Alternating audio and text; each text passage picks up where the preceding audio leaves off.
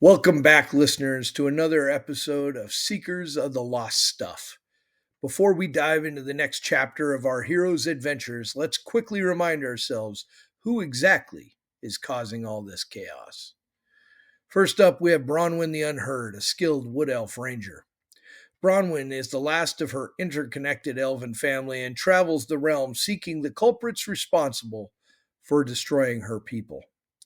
She is always on the lookout for rumors, and she joined the Museum of Unnatural Objects and Artifacts, the MUNOA, to earn the cash she needed to continue her vital search. Then there's Prick Dagger, the wandering wood elf bard. Prick is a bit of a scoundrel who used to lead the successful music group, the Strolling Tones, but he got into a bit of trouble after accruing gambling debts. Despite being bad at card games, he's a great storyteller, and he and his co star, Virella Moondirge, are the main event in any town. Virella Moondirge, or Vera, is a tiefling bard who is abandoned by her parents. Vera was raised in the forest by an adoptive father. She is flighty, somewhat distracted soul who is skilled at performing and singing. Her devoted companion is Pudge Plodhammer, a mountain dwarf paladin who grew up within the dwarven nobility. Pudge is committed to Vera's safety and joined her travels, doing everything he can to keep her safe. Our resident rogue is Donduit Half-Assed, a Lightfoot halfling. Donduit grew up as a street urchin in High and Low Butte and became the unlikely friend of Prick Dagger after attempting to pick his pocket. He is incredibly inquisitive, but beneath his innocent demeanor is a dark side, and he's admitted to be more than willing to kill someone in their sleep in order to avoid a fair fight. Next is Professor Barnabas Slaterbug III, a halfling wizard. The professor is used to the comforts of academia. Serving as the professor for magical theory at the Pearl Tower, he was forced into this life of adventure with MUNOA to gain real world experience. And he frequently whines and rambles about the unfairness of his situation. Traveling with the professor is Sister Hildegard, a high elf sister and dedicated cleric of Yandalia. Hildy is on a forced pilgrimage to find her ministry after struggling with the strictness of her interpretation of doctrine back at the convent. She begrudgingly assists the poor professor during their travels and pointedly approves of maintaining discipline. Now, with our motley crew introduced, let's see what troubles await them.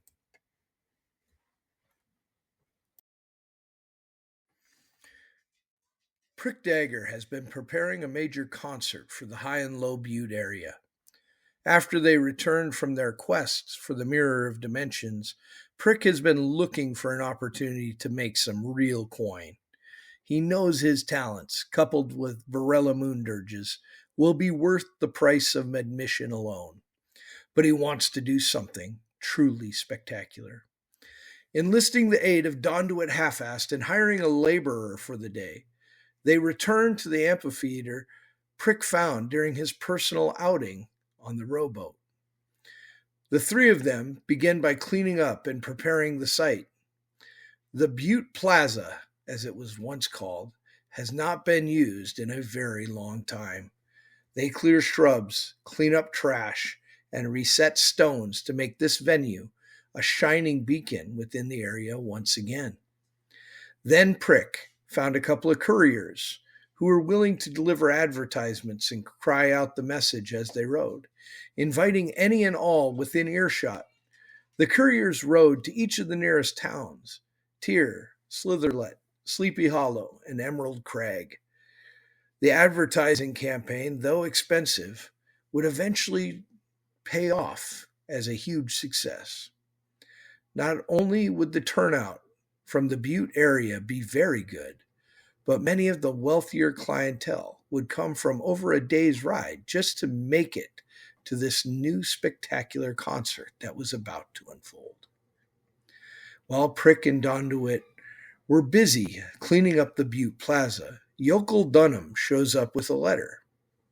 and it says, Butte Recovery Team, I am being reassigned to your group, and I'm excited to join you. However, I'm several days from joining you.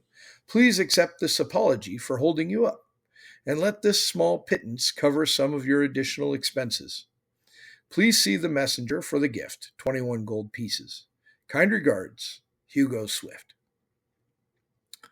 Yokel turns to leave after delivering the message, but is stopped by Bronwyn the Unheard. He claims he forgot, but then gives the group the gold pieces mentioned in the letter. After the venue is cleaned up, Prick arranges for two of the taverns in High and Low Butte to provide food and service during what he is scheduling to be a day-long show. The taverns both agree. The Wigglin' Inn and the Frothy Seas will be on hand to provide food for the clientele.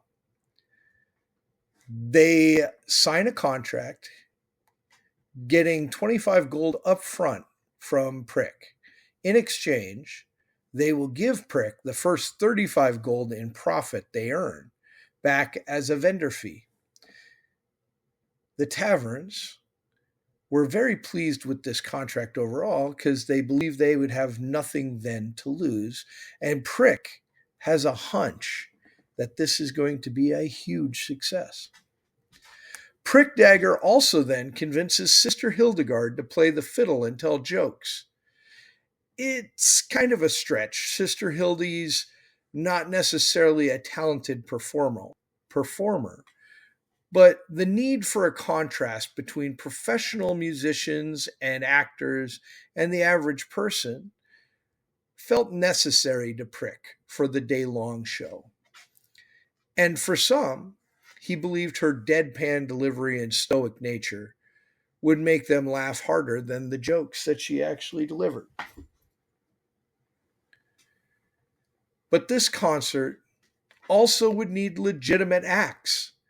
So Prick has to go to work arranging acts. He hires two different groups. One, a tumbling troupe known as the Seven Dwarfs, and the other, a band calling themselves the Starlings. Vera and Prick hold auditions then to hire supplemental talent for their own skills, and they decide on hiring a pan flutist and a troupe of dancers to help augment their show. Their practices go off flawlessly, and they are feeling more prepared than ever. Pudge Plodhammer takes up a post near the stage so that he can be helpful either as security or removing acts that get belligerent. Varela Moondirge also hires a pair more security guards from a local mercenary crew. She opted to pay them exceptionally well, and the work done was exceptional as well. Bronwyn, the Unheard, signs on as a server for the Frothy Seas Inn during the event and takes orders and runs food. She does exceptionally well, making 4 days' wages during the event in tips. Professor Barnabas Slaterbug III takes up his post at the merchandise table upon the request of Hildy. The professor has promised he'll be able to just sit there and have time to read his book and study the tome further. As the day arrives, Prick and the others have invested more than 3 whole days of work preparing, and when people start gathering and entering the amphitheater, they feel overwhelmed. Prick Dagger stands at the entrance himself to take fees, and as the crowd continues funneling in, he begins to feel increasingly giddy. Donduit half-assed began working the crowd, pickpocketing, practicing sleight of hand work, charging a single gold piece per attendee. They clear over 1,400 gold pieces in entrance fees alone. People were excessively excited at the prospect of a day of live entertainment.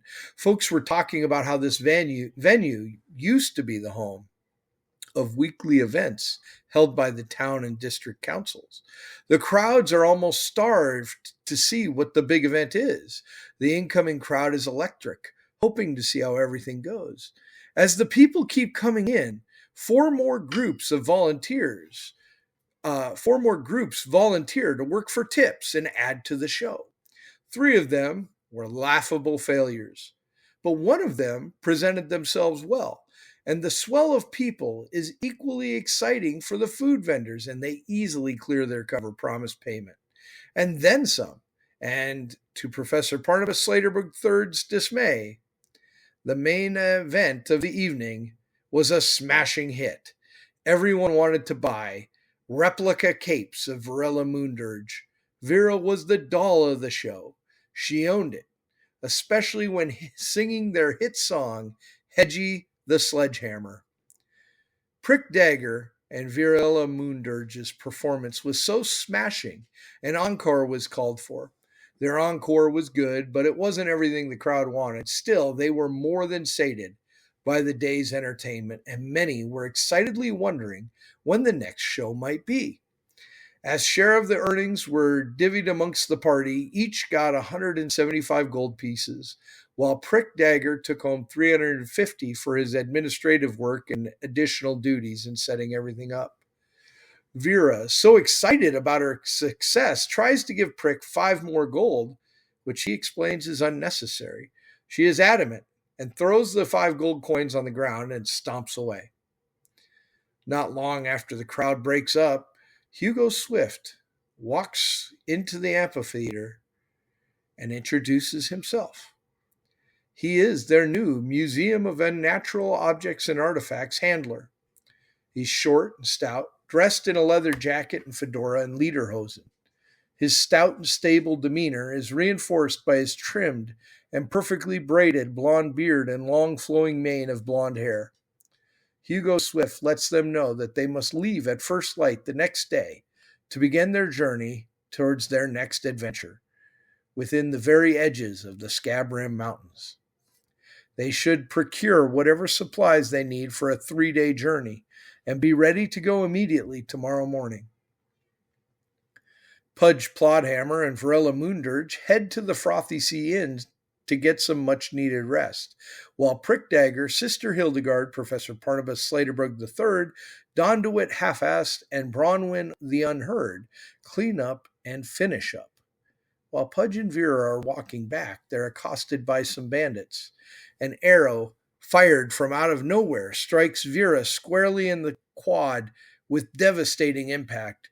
Pudge Plodhammer immediately uses his lay-on-hands ability to aid her, and Vera Moondirge sings a lullaby, putting 2 of the 3 accosters to sleep. The final bandit negotiates a free passage fee, which Vera pays before Pudge Plodhammer can object, and they continue to the Frothy Seas Inn. The rest of the party goes to purchase a mule for significantly higher than normal due to the short notice. Then they walk into the Triple H Exchange.